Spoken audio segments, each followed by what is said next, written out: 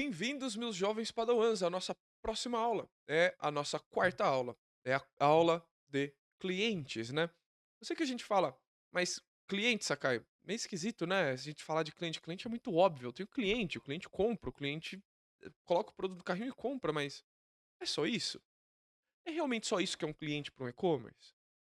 Quando a gente fala de open source é um pouco mais simples, mas eu vou falar também para vocês, fica até o final que a gente vai falar um pouco da Commerce Edition, que muita gente me perguntou algumas coisas relacionadas a clientes da Commerce Edition. Então vamos lá. Quando a gente fala de cliente, sim, cliente é aquele cara que compra. Cliente é aquele cara que vai logar no seu site via Facebook, Google, por e-mail, sinal de fumaça, como for. Vai adicionar um produto no carrinho, colocar o endereço dele e comprar o seu produto. Mas o que eu posso fazer com esse cliente? Como eu posso tratar este cliente de uma maneira com que eu consiga atuar de uma maneira diferente para aumentar a conversão, para melhorar a experiência desse cliente no e-commerce, né? Então vamos falar um pouco do que constitui essas áreas de um cliente para o e-commerce. Primeiro, a gente sempre tem, toda plataforma que se preze de e-commerce tem uma questão de agrupamento de clientes. Por quê? Imagina o seguinte, você tem clientes que você sabe que comprou muito sempre com você. Famoso cliente VIP, né? Ou cliente Black que você tem, e aí cada um dá um nome que quer para esse cliente Red e afins, mas é o seu cliente VIP, é aquele cliente que está sempre comprando com você. Agora, você pode ter para esse cliente o quê? Eu tenho um cliente que tem uma promoção, o cliente VIP sempre tem 10% de desconto no carrinho, os outros clientes não. Ou eu tenho promoção que aplica para um tipo de cliente e não para outro. Eu tenho cupom que é só para algum tipo de cliente e não para o outro. Então eu consigo atuar de maneiras diferentes com esses clientes, né. E o endereço? Quando a gente fala endereço, endereço é meio esquisito, mas endereço o cliente vai entregar, não, não necessariamente. Para um e-commerce sempre existem 2 endereços, tá. Você tem o endereço de cobrança, que é para onde vai a nota fiscal, e você tem o endereço de envio, porque um cliente pode muito bem comprar um produto e enviar de presente direto para casa de alguém. Você não vai querer mandar a nota fiscal, você normalmente manda embalado, bonitinho, que dão as possibilidades de embalar os produtos e enviar. Então você pode ter um endereço de cobrança, que é um, ou um endereço de envio, que é outro. Vou dar um outro exemplo. Você tem uma empresa que compra de você. É a sede que compra, mas ele vai mandar para todas as lojas e filiais. Então ele vai fazer um pedido com o endereço de cobrança da sede e com o endereço de envio de onde ele quer receber esse item, qual loja esse item vai. Então, o cliente ele não é tão simples assim. Você tem muita opção para você tratar o cliente. Você tem muita opção de como você vai trabalhar isso. A gente já mostrou como trabalhar preço por cliente no Magento, mas eu vou trazer isso para vocês agora e vamos ver como funciona esse cadastro, como o Magento vê esse cliente. Vamos lá? Coloquei o código aqui para vocês e vamos trazer. Dentro do Magento, a gente tem uma área do menu de clientes. Na community, a gente tem menos opções, mas o que a gente tem? Todos os clientes, clientes online agora, quem fez o login como um cliente e os grupos de cliente. Vamos ver o que o Magento traz por padrão pra gente em cada uma dessas telas. Dentro de clientes, eu tenho clientes cadastrados, no caso só o cliente que vem da loja demo. Customers online, ele fala quem está online. Qual é o problema? Isso aqui, ele consome muito do Magento, é um negócio que nem deveria existir. Para você ver cliente online, você teria que usar o Analytics, tá? Para ver o real time e tal, isso aqui ele consome muito. Eu não gosto dessa tela, isso não deveria existir, mas você consegue saber quais clientes logaram na plataforma recentemente, é até legal a ideia, mas eu acho que tem um consumo excessivo de performance só para fazer isso. Login as Customer Log. Pelo administrador do Magento, você pode logar como cliente. Então, se o cliente do momento do cadastro autoriza com que você coloque, faça o login por ele, que é o famoso compra assistida, você pode fazer todo o processo até chegar ao checkout. E o cliente só entra para colocar o cartão dele. Você colocou o produto, configurou tudo, deixou o endereço, salvou o endereço dele, pronto. O cliente não sabe usar, ele só vai lá e põe um cartão. Ótima ideia você fazer isso. Então o Magento trouxe isso até para a community. E os Customer Groups são exatamente isso. O Magento, por padrão, tem 2 Customer Groups que você não consegue mexer muito. Not Logged In e General. Qual a diferença entre esses 2 Customer Groups? Not Logged In é exatamente isso, clientes não logados. Um cliente que entrou e não logou, está ali navegando no site. Cliente geral é um grupo comum. O cliente cadastra, cai nesse grupo. Beleza? É o grupo default de clientes. Porém, eu tenho outros aqui, ó, que esses eu posso apagar, esses eu posso mexer. São o quê? Wholesalers, são atacadistas, né? São do grupo de atacado, vamos dizer, o pessoal que compra em atacado, o pessoal que compra em massa, então eu faço tier price para esse grupo. E retailer é varejo, né? São varejistas, quem compra não em atacado, mas sim por unidade, em varejo. O que que diz um customer group? Para o Magento, o customer group, ele fala qual que é o nome desse grupo, qual que é a taxa, tá? Porque o Magento ele trabalha com imposto, então cada grupo de cliente pode sim ter uma taxação diferente para o produto. E você pode dizer algum website em que o Magento não vai aparecer, em que esse grupo de cliente não vai aparecer no Magento. Então, se você tem 2 sites, por exemplo, de 2 marcas, você pode falar que o grupo VIP A aparece no site A só, e é excluído o site B, e o grupo VIP B exclui o site A. Mas e do cliente, né? Lembra que a gente falou de atributos de produto? Aqui não vai ser diferente. Endereço do cliente e atributo de produto são parecidos, usam tabelas diferentes, mas usam o mesmo conceito. EAV, Entity, Attribute, Value. Entidade, atributo e valor. Então eu tenho vários atributos para esse cliente. Vamos ver como isso funciona.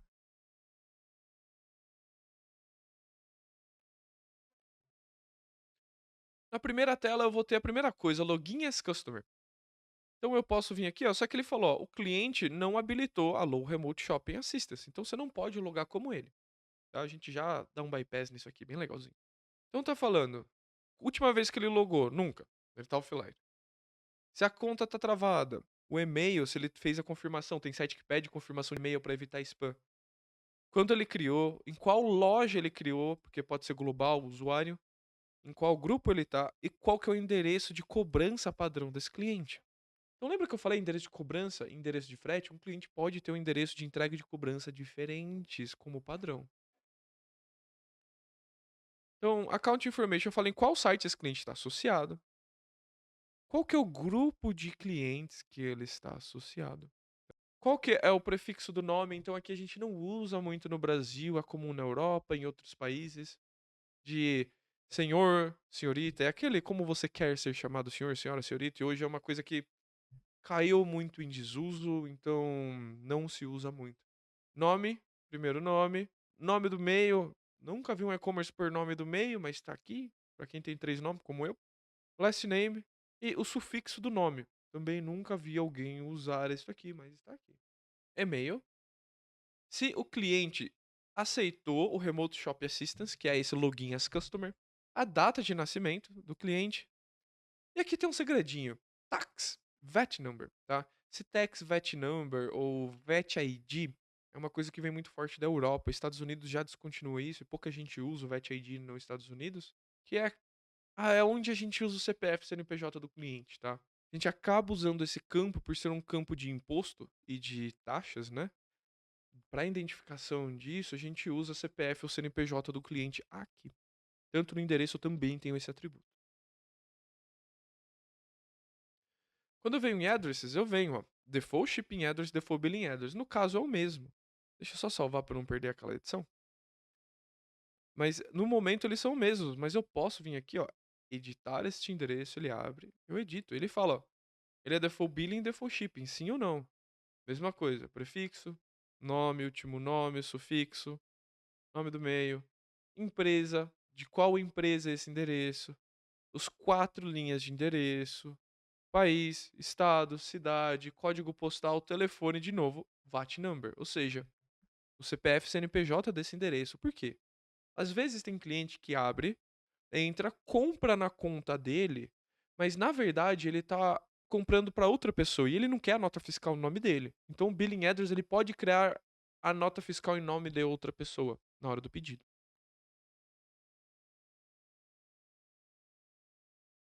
Aqui eu vou ter uma área onde eu falo dos pedidos, quais foram os pedidos que esse cliente fez.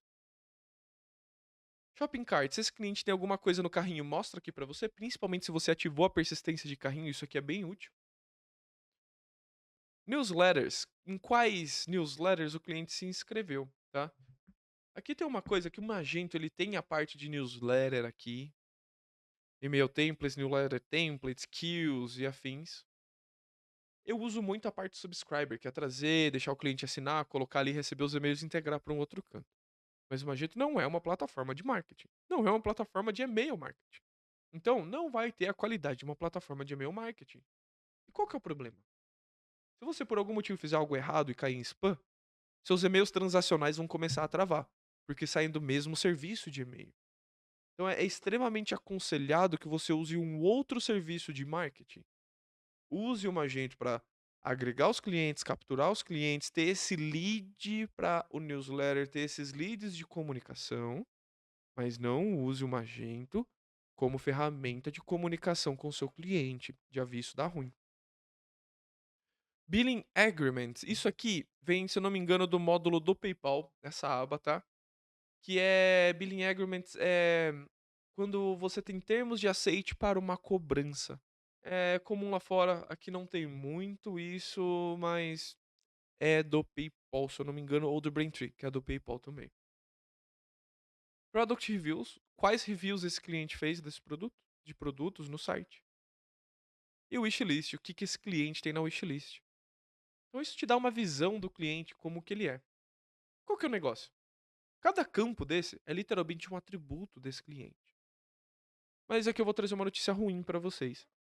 Na Community Edition, você pode criar quantos atributos você quiser para o cliente, mas precisa ser por código. Infelizmente, somente na Commerce Edition e na Cloud, você tem uma interface para criar atributos de um cliente de endereço do cliente pela área administrativa.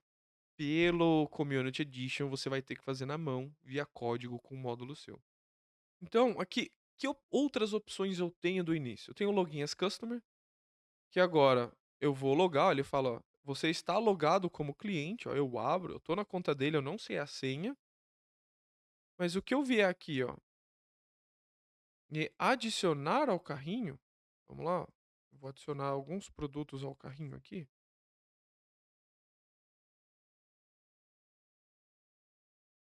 Ó, adicionei alguns produtos ao carrinho. Quando eu voltar aqui, ver o shopping cart desse cliente, dá um F5, olha aqui o carrinho desse cliente como que tá. Eu posso inclusive mexer no carrinho pelo de mim, então ó, se eu apagar esse produto, eu tinha 3. Na hora que eu entrar no carrinho,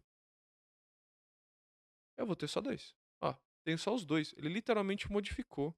Se o cliente configurou esse produto errado e tá te ligando pra pedir ajuda, que ele tá perdido, não sabe como escolher, você vem aqui ainda, configura. Fala, ó, na verdade isso aqui é um M, é esse aqui, e você vai comprar 2. Do jeito que você dá OK, ele salva. Vim pro carrinho, ele mudou, M, quantidade 2. Então isso é uma maneira de você ajudar o seu cliente também durante o processo de suporte. Você consegue tratar o carrinho dele sem logar com ele, mas você consegue pelo menos olhar o que ele colocou no carrinho. Outra coisa, é claro, você pode apagar o cliente. Reset, esse botão de reset é sempre, se você mexeu alguma coisa no formulário, o reset vai ignorar tudo, recarregar a página e não vai mexer em nada.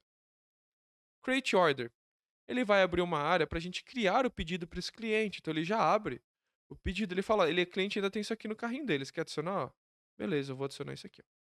E aí a gente faz o pedido.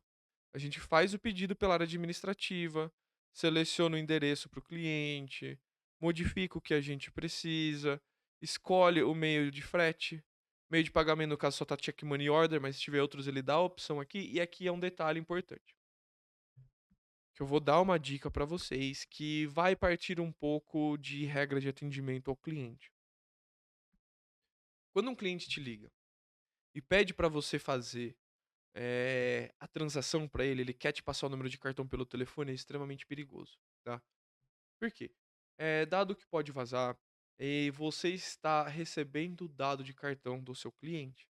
Eu não sei exatamente o processo, mas existe um processo que tem que falar um textinho para ele, que você vai desligar a gravação da ligação no momento que ele for falar o cartão, que ele tá ciente, que ele tá passando para atendente usar somente naquele pedido, no valor de X reais. Tem um scriptzinho que você tem que fazer o cliente falar: "Eu aceito". Senão isso pode te dar um problema enorme. O cliente pede a gravação, não tem esse script, cagou.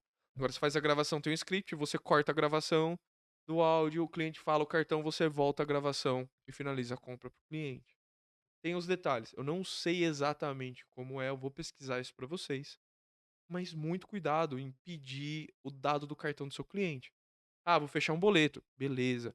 Vou fechar um Pix, você manda o código do Pix pro cliente, ótimo, sem problema nenhum. Mas o dado do cartão de crédito é muito grave, tá?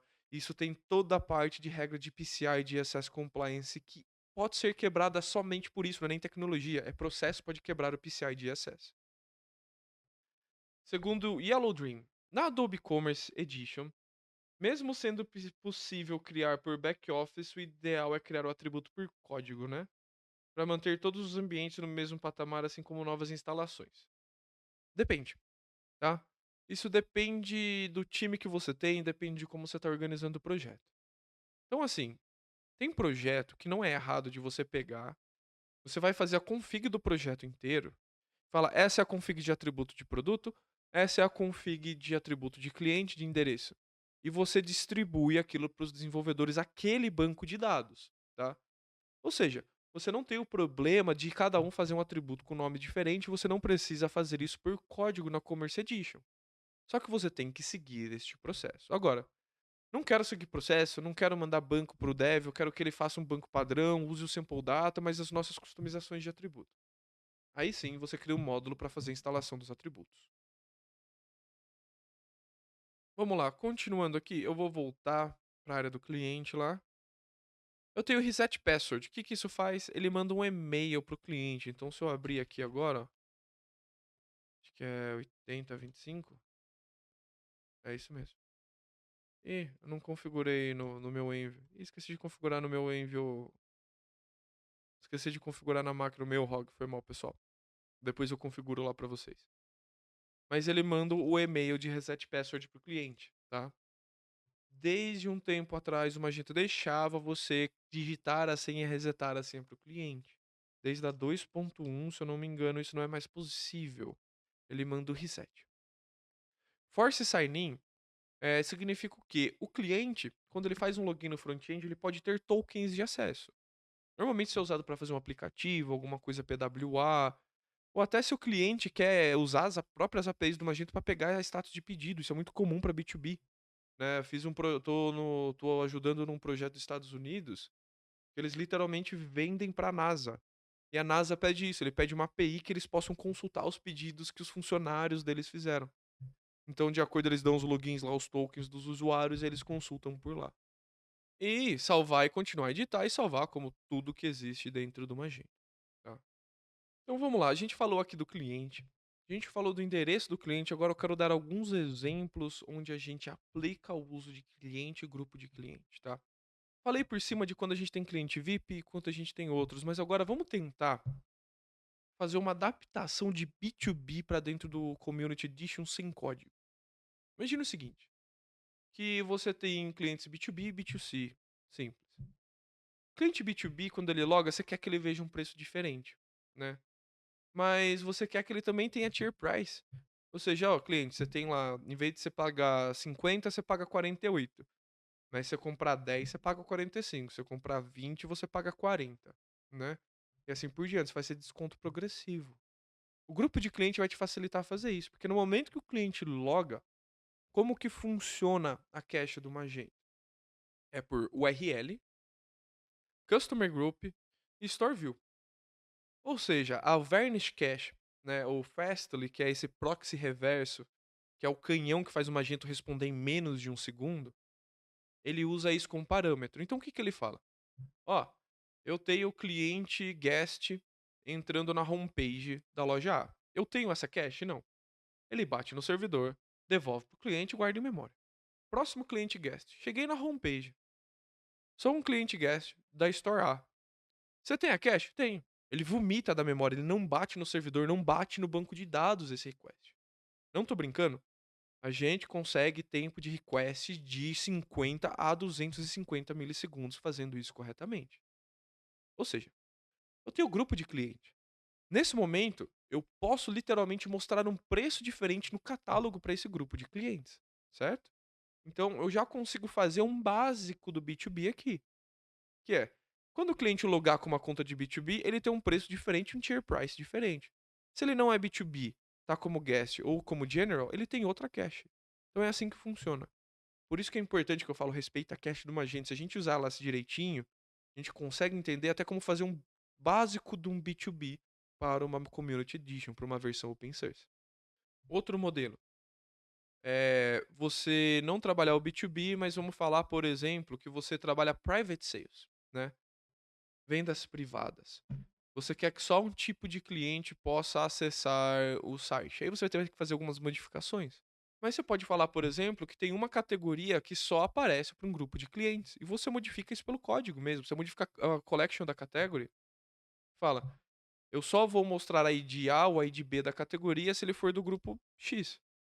Então, você consegue, através disso, você não quebra a cache do Magento, porque a cache é baseada nisso, através do Customer Group.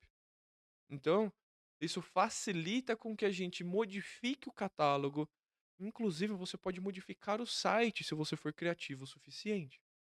Vamos aqui que eu vou trazer um exemplo mais claro para vocês. Eu vou pegar um produto. Esse Just Duffel Bag. Esse aqui tá fora de estoque. Deixa eu colocar esse Shoulder Pack. Então eu vou vir aqui. Esse Shoulder Pack. Tá aqui. R$ 32. Certo? Mas agora, eu tô logado, eu não tô com o Verônica Costello. Aqui eu tenho um preço. No cadastro desse produto, em Advanced Pricing, eu posso falar, ó, para o website A, pro grupo geral, quando o cliente está logado, uma unidade não é 32, é 31. Mas, se esse cliente do grupo geral comprar 5, ele desce para 30. E se ele comprar a partir de 10, você vai cobrar 28 desse cliente. Então, venho aqui, eu salvo esse produto. No momento que eu fizer isso, eu salvei o produto, já estou sem cache, porque o Magento limpa a cache sozinho. Eu venho aqui, 32.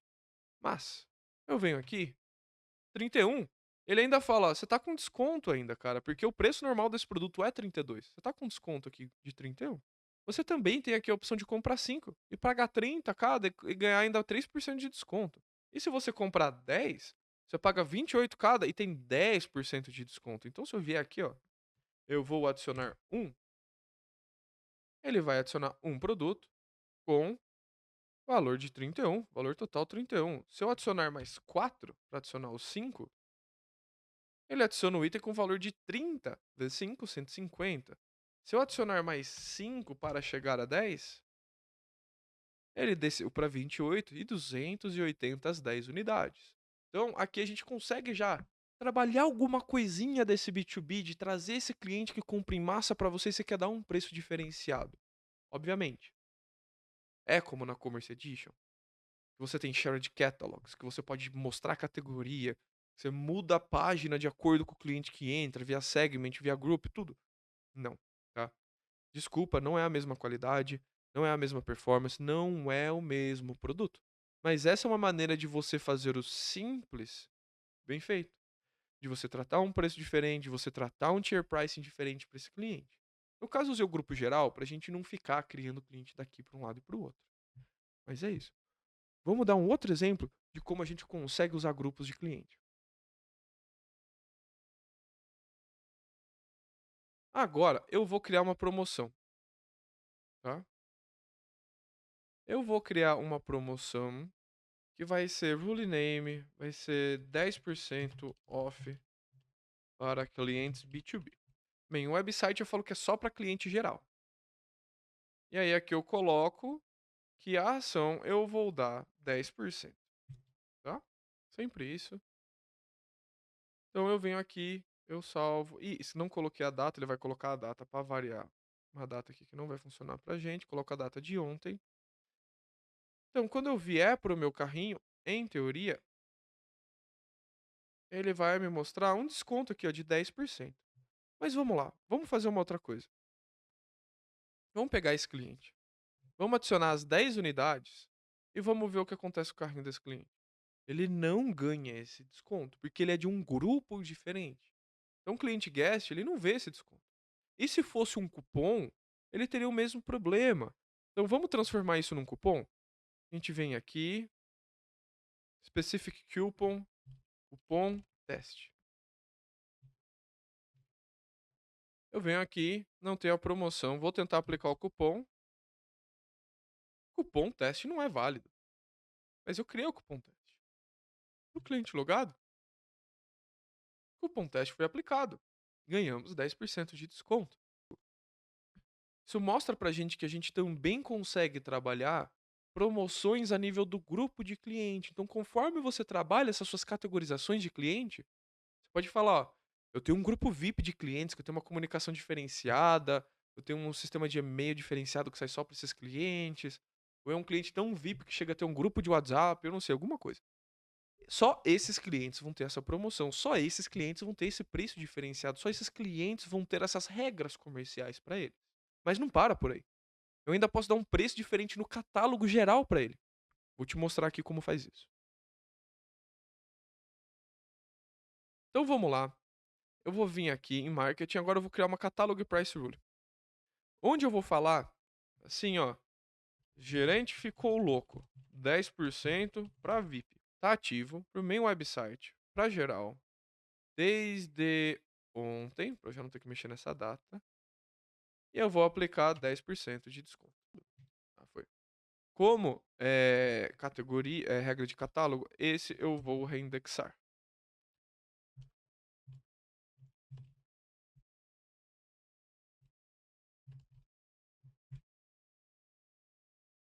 Beleza. Ou seja, no momento que eu abro o site,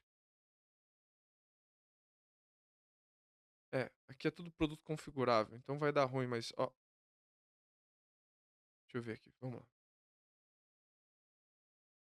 Ó, ele já deu desconto, ó, 10% aqui, ó, regular price. Se eu for aqui em training, não tem. Deixa eu ver, sale. Também não. Fitness equipment, acho que vai ser mais fácil, ó. Ele já mostra tudo aqui, ó. 10% off, deu 9%, arredondou pra baixo. Tudo bem. 10% off em tudo, ó. Tá tudo com desconto. Sem dó nem piedade, tá tudo com desconto. Tudo que pode aqui ele mostrar produto simples, ele já dá o desconto. Mas, se eu for com o meu cliente guest e acessar a mesma categoria, eu não tenho esse desconto. Isso não aparece pra mim. Por quê? Eu fiz essa regra de catálogo somente para aquele grupo. Ou seja, quando eu faço login, o Magento vai trabalhar diferente. Ele vai usar outra cache, vai usar outra tabela de preço para me mostrar esse produto. Por isso eu consigo trabalhar o preço na categoria diferente nesse caso, que é o preço da listagem, é o preço daquele grupo de cliente. E aqui eu vou dar a grande dica para vocês juntando o cliente com o catálogo. Falei isso? Vou até respirar aqui. Nunca, nunca mexeu no preço do Magento. Dá merda, tá? Desculpa falar aqui palavrão, mas dá merda, gente. Dá merda mexer no preço. Eu sei porque eu já fiz, me arrependo até hoje. Já mexi no preço do Magento, nunca mais faço na vida, tá? Então, assim, não mexa no preço do Magento, trabalhem em volta dele. Trabalhem com um preço. Então, por exemplo, vou dar dica para você aí que está trabalhando no projeto B2B. Seu cliente chega para você e fala: ó, eu preciso de preço CIF. O preço que o meu cliente vê no catálogo já tem que estar com frete e imposto. Esquece. Não pega esse projeto. Dá ruim. Você tem que chegar para o cliente e falar: vamos fazer o processo de digitalização da sua venda offline para online. O cliente tem um preço base. No carrinho ele escolhe o endereço dele. Pelo endereço eu tenho CNPJ, CEP, estado, nome do cara. Posso pedir até a cor da cueca se eu quiser, tá? Mas aí eu calculo frete e imposto. O resultado final vai bater na vírgula. Bate na vírgula esse resultado final. Mas eu não vou mostrar o produto na categoria com frete e imposto. Quando me pediram isso, eu cancelei o projeto no comercial. Eu não pego projeto para fazer isso. Isso não é projeto de e-commerce. Isso é a empresa tentando fazer com que o ERP deles vire um e-commerce. Se você aí, cliente, quer abrir um B2B, presta muita atenção nisso. Você não vai fazer o seu e-commerce ser o seu ERP. Você tem que adaptar o seu processo do ERP para uma digitalização para que funcione no e-commerce. Ou seja, respeite a plataforma. Depois você não sabe porque dá problema. Porque você não respeitou a arquitetura da plataforma. Não façam isso. Não customizem preço. Trabalhem com o preço do Magento. A gente consegue fazer o resultado bater na vírgula. Eu consigo literalmente no Magento fazer o seguinte: eu pego o carrinho, mando pro seu ERP com todos os dados do cliente, você me retorna frete e imposto de lá que eu faço bater na vírgula no final. Tem como fazer.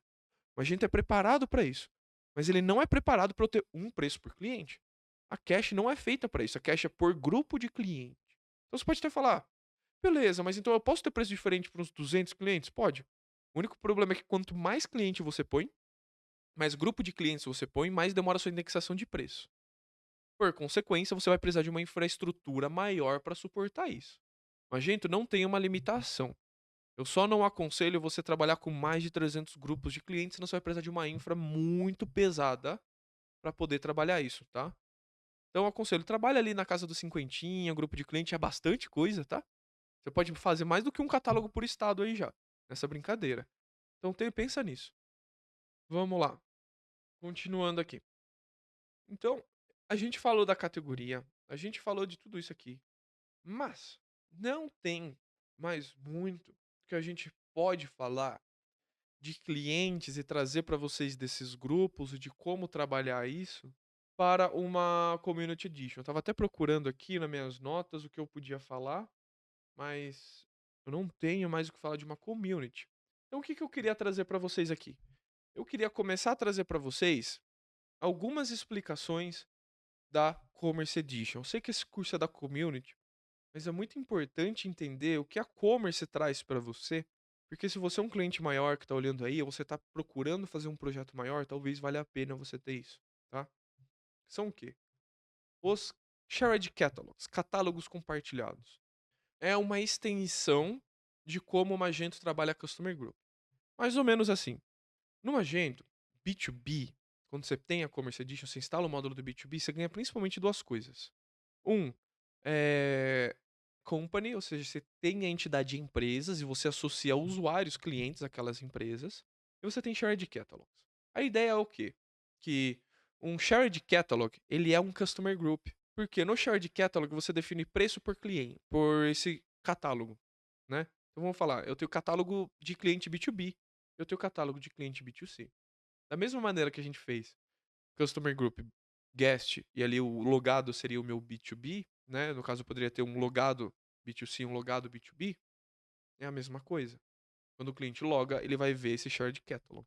Mas qual é a grande diferença? No shared catalog, você pode literalmente falar, ó, a categoria de produtos avançados, que são, sei lá, por exemplo, servidores para empresa que eu vendo. Só os clientes que logarem com a conta de B2B podem ver a categoria e o produto. Senão o outro cliente guest nem vê o produto. Ele não consegue ver o produto, não consegue ver preço do produto, não consegue ver nada. Ele não vê esse produto. E é isso, o shared catalog não tem muito segredo, pessoal. Vou ser bem sincero. A gente complica muito as coisas. O shared catalog é uma expansão do customer group. Mas sacar, tem um monte de detalhezinho ali que você pode pôr de preço, você pode ativar um produto, uma categoria. Sim, e isso é a questão de regras que ele usa. Se você for olhar bem, você sabe o que que o Magento faz? Para quem conhece um pouco mais da Commerce Edition, por categoria, eu posso ter regra ali. Por grupo de cliente, eu posso dizer o grupo de cliente que pode ou não ver aquela categoria, que pode ou não comprar os produtos daquela categoria, que pode ver preços ou não daquela categoria. O que que significa isso? Não falei que o grupo de cliente é shared catalog? Quando eu crio um shared catalog no Magento e ele ativa pela fila de trás, não é uma indexação, é um processamento por fila, o shared catalog é diferente. Ele vai literalmente criar essas regras por grupo de cliente na categoria automático. Não tem mágica. Ele usa o que ele tem pronto. Ele usa o que já existe para transformar isso. Então ele vai usar features que já existem da Commerce Edition para fazer com que fique mais fácil essa gestão de catálogos, categorias e produtos para cada tipo de cliente. Vamos lá, pessoal. A gente falou de cliente, grupo de cliente, endereço. Qual é a diferença entre o endereço de entrega e o endereço de cobrança? Atributos, como fazer os atributos na community, qual a diferença desses atributos na commerce. E trouxe aqui para vocês um extra que é o que que é o shared catalogs, que para mim é essa grande diferença, tá? Não vou falar de customer segments, a gente fala quando a gente for falar de commerce edition, mas é importante porque a gente falou de B2B e muitas vezes o pessoal que está começando com a empresa quer vender para B2B, né? Tem a possibilidade. Por mais que não seja tão completo como a commerce, Se a gente for criativo o suficiente, a gente consegue trabalhar um B2Bzinho básico bem feito na community open source. E aí, pessoal? Ficou alguma dúvida? Tem algum assunto sobre cliente que vocês acham que eu não abordei? Tem algum exemplo que vocês queiram me dar aqui, como um caso que vocês tiveram dificuldade de como a gente resolveria isso com os clientes dentro do Magento? Ó, o Fábio perguntou alguma coisa interessante sobre customer no admin. Na community não tem. Desculpa, open source a gente não tem nada muito interessante, a gente passou por todas as telas aqui que tem de clientes, tá? Patrick, sim, o site que eu vou fazer vai ser da community. Vamos lá. Então, pediram para eu mostrar a config do admin do Magento sobre clientes. Vamos lá, sem problema nenhum. Vamos fazer isso aqui então. Então, agora, pessoal, eu vou mostrar para vocês a configuração completa, que será uma configuração mais avançada do cliente, todas as configs que a gente pode fazer desse cliente. Então, eu vou trazer aqui para vocês. A gente vai fazer tudo isso porque a gente vai fazer. Uma das aulas vai ser preparar o Magento, que significa instalar o Magento, colocar o sample data e fazer todas as configs do zero nele. A gente passa por todas essas telas configurando tudo. Então vamos lá, login as customers, se você vai habilitar. Isso aqui é muito interessante. Disable page cache for admin user. Se você colocar como não, o usuário do admin que logar como esse cliente vai ver a mesma cache desse cliente, do proxy reverso. Se você colocar como yes, ele não vê cache, tá? Normalmente a gente deixa como yes, porque quando isso acontece, pode ser algum problema de cache, pode ser vários problemas. Então a gente deixa esse padrão como yes para o administrador entrar e poder ver as coisas sem cache como é na real. É lento? É. Vai usar um pouco mais da aplicação? É, mas não são 1000 clientes. São 1, 2, 3 atendentes ao mesmo tempo. Store to login to. Isso significa que você vai selecionar qual loja. Por quê? Se você colocar manual selection, ele vai pedir para qual loja você quer logar com esse cliente. Auto detection, ele vai detectar a última loja que ele logou e mesmo assim você pode mudar. Tá? Então, como a gente tem aqui, ó. Não, ele já me deslogou. Depois a gente loga de novo e eu mostro. Mas, ó, o título. Então ele fala Allow Remote Shop Assistance. Ah, eu quero traduzir o teu. Você vem e troca o texto na hora do cadastro. Login é o tooltip. Então, o que significa o quê? Quando eu crio uma conta. Ó, ele tem aqui, ó. Allow Remote Shop Assistance. Eu posso mostrar esse texto e mudar o que está escrito aqui dentro. Tá? Newsletter. Estou habilitando o newsletter. Allow guest subscription. Significa que o cliente não precisa estar logado para entrar na minha newsletter. Need to confirm. No. Isso é uma coisa que no Brasil a gente não tem costume de usar. Que é o quê? Para o cliente assinar a sua newsletter, ele coloca o e-mail dele lá, mas para ele receber a newsletter, ele tem que clicar num link de confirmação do e-mail. Por que eu acho isso importante, por mais que a gente no Brasil não tenha costume de usar? Você pode ter alguma pessoa maliciosa que vai lá, pegar um monte de e-mail que já tá blacklisted em tudo quanto é canto e tacar lá, sair lá atacando. Ei, vou colocar um monte de e-mail pra você aí. O que acontece? Seus IP vão cair tudo nos blacklist Barracuda, Trending Micro, todas essas coisas da vida. E aí, ó, deu ruim. Seus e-mails não vão ser entregues nunca mais. Então, eu aconselho deixar esse cara como sim. Confirmation email sender, que é nas configurações, a gente vai passar isso depois, a gente configura quais são os e-mails de envio que eu posso usar, que eu posso criar um template customizado, a gente vai falar disso depois quando a gente fizer o site, a gente vai fazer os templates de e-mail customizados, e-mail de sucesso e o e-mail quando o cliente se desinscreve, se unsubscribe, né? Ele remove a sua lista de newsletter. Então ele avisa aqui. Ó, Customer Configuration. Account Sharing Option, isso aqui é muito importante. Se a gente fizer por website, se você tiver 2 sites, imagina que você tem 2 marcas de um grupo. Se você deixar por site, o cliente tem que criar uma conta diferente para cada site, com o mesmo e-mail, mas uma conta diferente para cada site.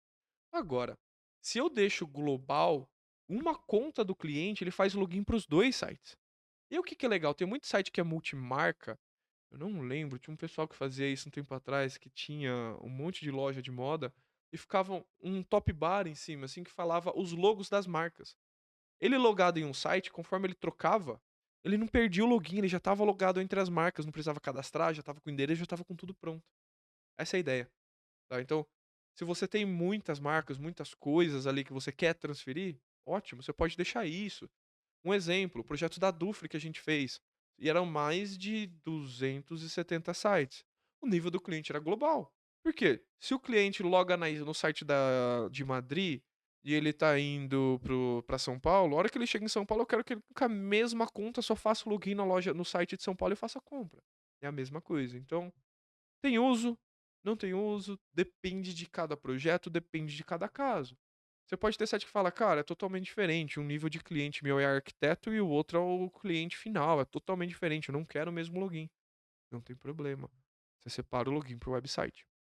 Online Customer Options, isso aqui é interessante, que você está falando por quanto tempo esse cliente vai ficar online em minutos, no caso 15, é o padrão. Se eu colocar aqui, vamos fazer uma conta, ó, 60 minutos vezes 24 vezes 30, 43.200, eu tô falando que durante 30 dias ele fica logado com o cookie dele, ou seja, esse é o cookie lifetime do cliente, basicamente. É o tempo que leva para expirar essa sessão do cliente e forçar ele a fazer login de novo. Create new account options, enable automatic assignment to customer group, significa que baseado no VAT ID do cliente, ele vai associar customer groups, então se for CPF, CNPJ, é um pouco diferente e eu tenho pouca experiência com isso. Eu usei uma vez só no Magento 1 ainda, depois nunca mais eu tive uso disso, porque normalmente quando você associa grupos de clientes, você quer uma coisa mais customizada do que ele traz. Então, às vezes é a partir do shared catalog, às vezes é a partir de um monte de outras coisas que você vai trabalhar para clientes grandes e isso acaba tendo pouco uso. Default Group, então qual é o grupo default do meu cliente logado? Então eu posso colocar aqui geral ou trocar. Show VAT Number in Storefront, se você deixar como yes, ele vai mostrar o CPF, CNPJ que a gente usa. Então a gente marca como sim para o cliente cadastrar isso. Email is required for admin order creation, sim ou não? Por quê? Você pode criar o pedido no admin sem o e-mail do cliente. No caso, eu sempre deixo como sim, para o cliente receber essa comunicação. Default e-mail domain, que é isso aqui. Quando você cria a conta e você vai fazer um e-mail ali, ó, ele vai trazer, tipo, você vai trazer um texto aqui, ele vai falar, ó, tente, por exemplo, como johndoe@domain.com. Então você pode vir e falar, tente, por exemplo, como @gmail.com. Aí ele te dá alguma coisa, ele troca aquele texto. Default welcome email é o e-mail que o cliente vai receber quando ele se cadastrar. Default welcome email sem uma senha. Então, isso é normalmente quando o cliente cria uma conta sem senha, pelo admin ou pelo checkout. E-mail sender é de onde sai. Require email confirmation, que significa o quê? Se você vai obrigar o cliente a confirmar o e-mail dele para se cadastrar, esse eu já não acho que é tão válido, porque ninguém vai comprar num e-mail que depois não vai ter acesso, né? E se você vai obrigar a confirmação por newsletter, não tem essa falha de segurança. E Generate Human Friendly Customer ID, sim ou não, eu nunca usei isso, mas em vez dele gerar o ID como número, ele gera meio que um código para o cliente. Eu usei uma vez, eu não gosto da ideia porque eu prefiro trabalhar IDs como números no banco de dados, é mais rápido do que texto, tá? Password Options, isso aqui é interessante. Reset Protection Type. By IP e e-mail significa o quê? Se o cliente ficar tentando dar reset naquele e-mail, ele vai falar: "Ó, o cliente está por esse IP". Se ele tentar dar muito reset naquele e-mail e não fizer o reset em si, ele começa a bloquear o reset para aquela conta, para aquele IP. Por IP, significa se aquele IP ficar tentando fazer um monte de reset sem sucesso, independente do e-mail, eu bloqueio o IP. Por e-mail significa, eu vou fazer só pelo e-mail, dependente do e-mail, se eu fizer de 3 máquinas diferentes tentativa de reset, ele vai usar o das 3 máquinas e não pelo IP. E o Nonia não vou fazer bloqueio. No padrão, by IP, IP e e-mail é legal. Máximo número de password reset requests ele só pode pedir 5. Cara, se você pedir 5 no período de 10 minutos, cara, ele vai te bloquear, tá? O e-mail template do forgot, do reminder, do reset password avisar que foi. Então vai ter todos os templates igual. Recovery links, então, por exemplo, o link que ele manda, por quanto tempo é válido? Por 2 horas, 5 horas? Então eu posso colocar aqui 24 horas, o cliente tem um dia para resetar a conta, em vez de 2 horas somente. Enable autocomplete o login form, você coloca sim ou não. Isso aqui não funciona, não sei porquê. Mesmo quando você põe não, ele dá autocomplete do browser. Isso em teoria é pra evitar o autocomplete do browser. E aqui é legal. Number of required character classes. 0 é nenhum. Ele vai pedir uma senha com mínimo 6 dígitos. 1, ele vai pedir que tenha minúsculo e maiúsculo. 2, ele vai pedir que tenha dígitos. Se você colocar o 3, ele pede caractere especial, um ponto, um asterisco. Então ele faz a complexidade da senha do cliente. Então se eu vim aqui, ó, senha 1, 2, 3, 4, 5, 6, ó, 1, 2, 3, 4, 5, ele fala, ó, não tá, ela tem que ter 8 símbolos, beleza, 7, 8. Ah, mas tudo bem, você tem que ter lowercase e uppercase, ó, ótimo. Então, desculpa, eu falei meleca. Como 4, ele pede o caractere especial. Máximo login failure to lock account. Então, se o cliente tentar logar 10 vezes e der erro, a conta vai bloquear. Então, ninguém mais vai conseguir logar. Você vai ter que resetar a senha, vai ter que entrar em contato com o suporte para desbloquear esta conta. E o lockout time em minutos. Então, você pode falar, cara, se esse cliente tentar logar 10 vezes ali tempo, eu bloqueio ele por 10 minutos. Ou não. Eu vou bloquear esse cliente por 1 hora. 1 hora sem conseguir logar ali. Account Information Options é basicamente quando você mudar o e-mail, ele recebe um e-mail. Né? Ele vai lá na conta dele, muda o e-mail, ele recebe um e-mail de confirmação e fala qual é o e-mail. Então aqui ele tem o Change Email Template, que vai o link de confirmação, e Change Email and Password Template é o que ele vai o e-mail de confirmação quando você mudar a senha e o e-mail ao mesmo tempo. Name and Address Options, isso aqui é interessante. Number of lines in the street address. 3 a 4 aqui. Isso aqui, na Commerce Edition, ela some daqui, porque isso aqui ele é do atributo, tanto que no nosso módulo, você viu que ele aparece as 4 linhas lá, e não as 3. Por quê? Eu fiz via o atributo, então a gente vai fazer esse módulo, a gente vai refazer esse módulo com vocês, vocês vão entender porque funciona melhor. Show Prefix você quer mostrar os prefixos, né? Com opcional, obrigatório, como ele quer ser chamado. Então você pode colocar ali senhor, senhora, senhorita, qualquer coisa, separa por vírgula, separa por ponto e vírgula, desculpa. E aí ele vai criar um drop-down lá que ele já monta pro cliente escolher, tá? Não vejo uso isso, ainda mais hoje, que a gente tá questão dos gêneros não binários e toma muito cuidado com isso, a gente evita colocar isso no e-commerce. Show middle name, se você quer colocar a inicial do nome do e-mail, sim ou não. Sufixo, se você quer adicionar um sufixo, e a mesma coisa, que aí seria aquela parte do neto, filho, que tem no nome das pessoas. Mostrar a data de nascimento, sim ou não, opcional. Tax VAT, mostrar como obrigatório. Mostrar sexo pode colocar não, opcional, a pessoa pode escolher não colocar. Telefone, obrigatório. Empresa, opcional. Você quer mostrar fax, né? Fax? Fax, tio. Mas eu te dou uma dica. Você pode usar o campo de fax e traduzir a label dele para ser celular. WhatsApp, por exemplo. Então você tem um telefone fixo, WhatsApp. Ou o segundo telefone, né? Então isso aqui é para endereço, não é para o cadastro do cliente. Lembra que a gente falou que eu tenho a entidade de cadastro do cliente e eu tenho o cadastro do endereço? Essa que a gente está mostrando aqui é para o endereço. Então eu mostro o VAT ID e essas informações para o endereço do cliente e não para o cliente em si. Login Options. Isso aqui eu não vejo utilidade nenhuma. Se você marcar isso, toda vez que o cliente fizer login, em vez dele continuar na página que ele estava, ele vai para a área do meu cliente. Nunca vi uso para isso. Sempre vi o contrário ser pedido. Mas tá aqui.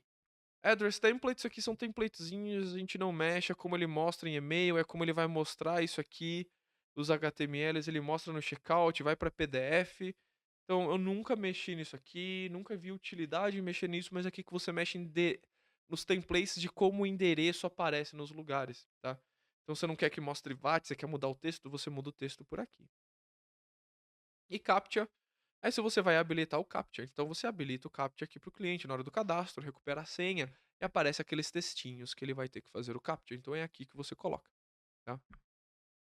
Então, pessoal, passamos até pela config do cliente agora, né? Faltou alguma coisa que vocês gostariam de ver? Ah, rolou o maior chat enquanto eu tava concentrado aqui, deixa eu ver. Ah, muito legal. Flavinho perguntou uma coisa interessante, não é baseado de cliente, é baseado em gateway de pagamento, mas é muito importante. O gateway de pagamento tem que estar preparado para trabalhar com uma loja com vários websites? Porque, no caso, seriam moedas diferentes? Tem algum procedimento para administrar essa variação de país, por exemplo? Então, tem, tá? Cada país você pode colocar como um website separado. No Magento, quando você tem mais de um website, você seleciona a store config que você quer de qual website.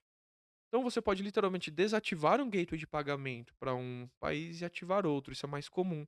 Por quê? São poucos, por exemplo, o Adyen, Stripe, que são realmente globais, né, que você consegue usar em qualquer lugar do mundo. E gateways de pagamento que são globais, eles são preparados para você configurar eles por website.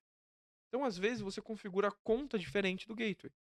Então, você tem uma conta para o Brasil, você tem uma conta para a Espanha. Você tem uma conta para o Brasil, você tem uma conta para o Chile.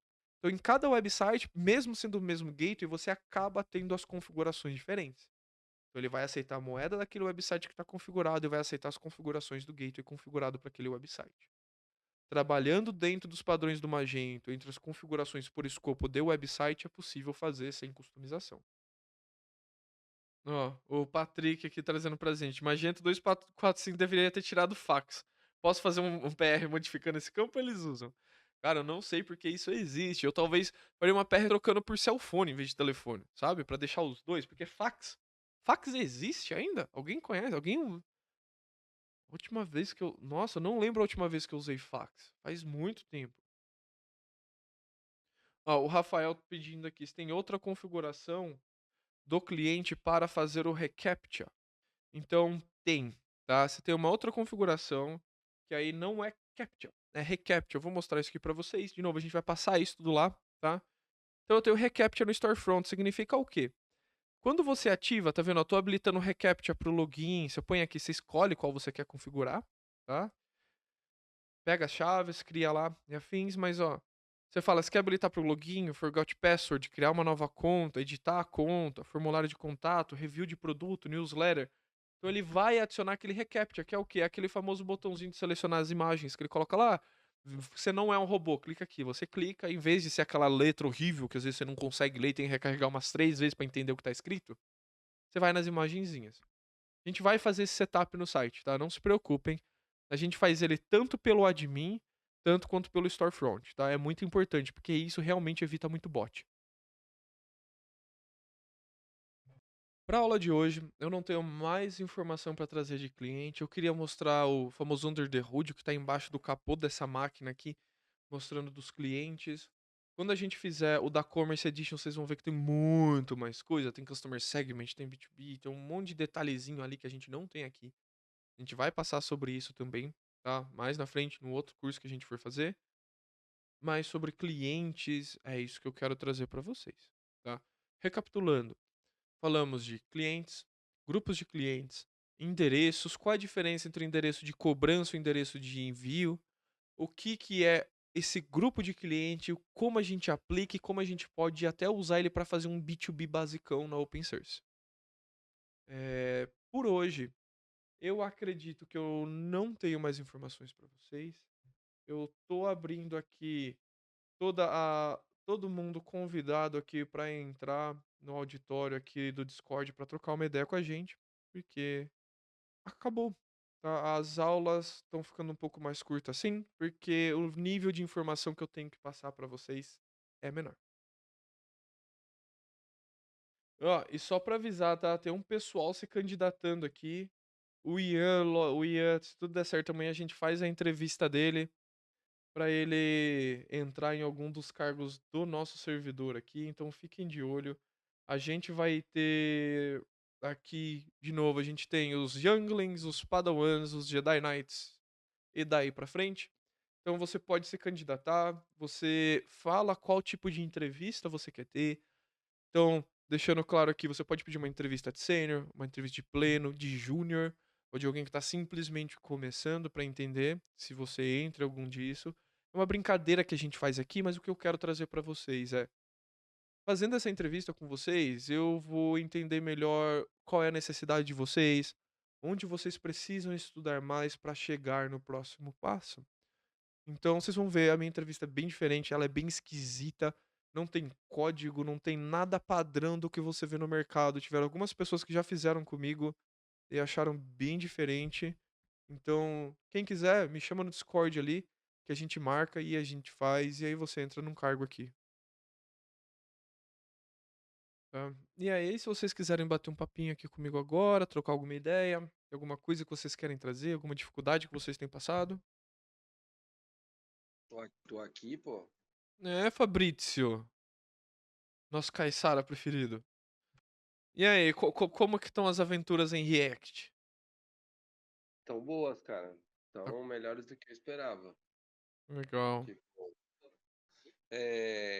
eu sei que é um pouco fora disso que você falou, mas eu lembro de uma situação que a gente teve do Fry, que a gente teve que impedir um país de compra, ou o país pediu para desligar a compra e a venda dele.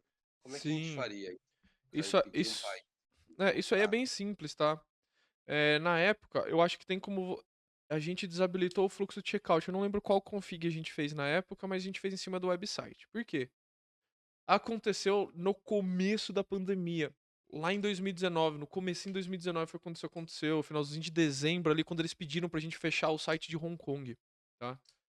E aí a gente teve que fechar, não podia comprar, não podia passar nada, o aeroporto estava fechado e foi isso. Tá? A gente fez por config, você consegue desabilitar o fluxo de checkout. Mas eu não lembro se era uma config padrão ou se a gente criou uma config pra bloquear o ADD de cart. Eu não lembro de cabeça, tá? A gente tinha um monte de regra pra eles de cota alfandegária. Tinha um monte de detalhezinho feito lá pra customizar checkout. Ó, o Rafa Pereira trazendo pra gente. React Native consumindo o REST API ou GraphQL já é possível? O checkout ainda é problema por causa do pagamento com cartão de crédito? Já é possível. Inclusive, Magento tem o chamado Venia Storefront, que é um PWA React deles baseado no GraphQL que ele tem pronto, tá? Você pode fazer tanto REST, tanto GraphQL. Funcionam os dois muito bem. E tá lá, tá? Só de novo, olha o que eu falei da primeira aula sobre PWA. Eu não aconselho começar nenhum, a não ser que seja por estudos, seja uma coisa sua, que você quer investir esse tempo para aprender a fazer, eu não aconselho iniciar nenhum projeto de cliente seu com PWA. Eu explico exatamente o porquê lá na primeira aula. Já tá no YouTube essa aula, editada e cortadinha pra vocês lá por sinal, tá? E aí, pessoal, lembrando, eu, Carlão, a gente fica um pessoal aqui durante o dia batendo um papo, trocando ideia, tirando dúvida um do outro, se ajudando ali na área de bate-papo do Dev Life, se eu não me engano, tá? Então, estão todos convidados durante o dia, é só abrir o servidor ali, ver quem tá, entra, a gente troca uma ideia. Conhece algum que é caso de sucesso do Magento, mas viu o Storefront? Tiagão, não conheço. Porém, no Meet Magento, se eu não me engano, o pessoal da Vue Storefront vai estar lá, então provavelmente eles vão apresentar alguns cases de sucesso lá. E eu prefiro o Vue do que o React, cara. Eu não tenho uma dificuldade de trabalhar com React. Eu não consigo trabalhar coisa em que ela é feita para não ser orientada a objeto. Me dá um nervoso assim, quando começa a fazer o código, eu não consigo. Dá vontade de jogar tudo pro alto quando não é orientado a objeto. Eu sei que é a parte que os fronts às vezes mais gostam que não seja orientado a objeto. Mas eu amo orientação a objeto, não adianta. Não consigo trabalhar sem. Bem, pessoal, acredito que por hoje é isso. É, Acredito que eu consegui passar por tudo. Terça-feira da semana que vem temos outra aula. Eu vou tentar agora editar a aula da semana passada para pôr no YouTube para vocês, já ir deixando esse fluxo de ficar fixo lá, tá?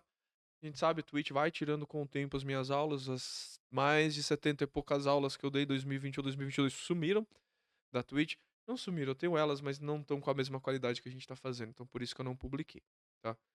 Mas agradeço todo mundo que tá aqui até hoje.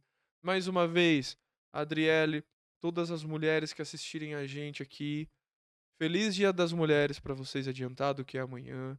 Eu gostaria que tivessem mais mulheres na área de tecnologia, então se você é uma mulher que quer entrar na área de tecnologia, pode contar comigo. Eu acredito que com todo mundo aqui do nosso time de IT Nerd e o pessoal que entra no servidor para ajudar vocês. Feliz Dia das Mulheres, parabéns. Vocês são demais. Um grande abraço e até a próxima.